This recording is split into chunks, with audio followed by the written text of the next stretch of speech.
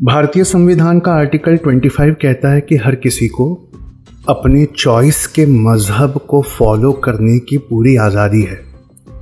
Article 26 कहता है कि फॉलो कर रहे मजहब की प्रॉपर्टी मैनेज करने का भी पूरा हक है।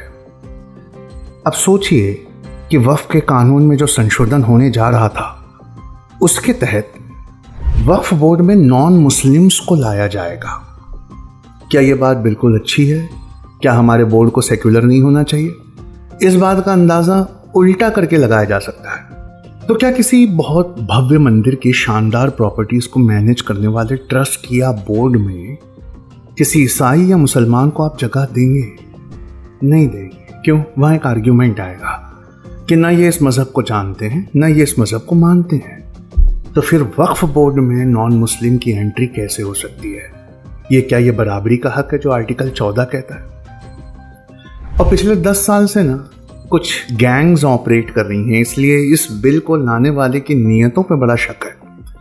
अचानक किसी मस्जिद में कुछ लोग घुस जाते हैं, पूजा पाठ भजन कीर्तन होने लगता है।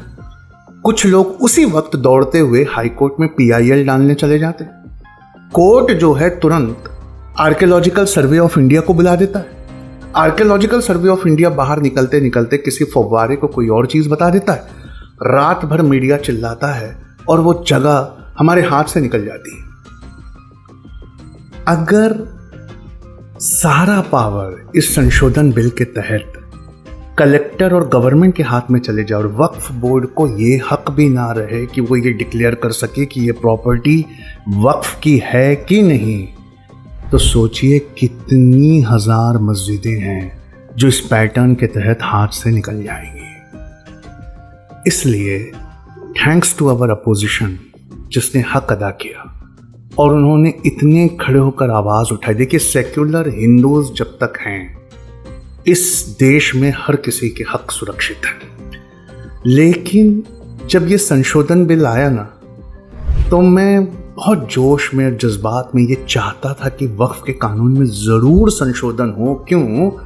क्योंकि मैंने अपने यहाँ अल्लाह का नाम लेने वाले दाढ़ी टोपियों वालों को वक्फ की प्रॉपर्टी बेचकर अपना घर बनाते देखा है।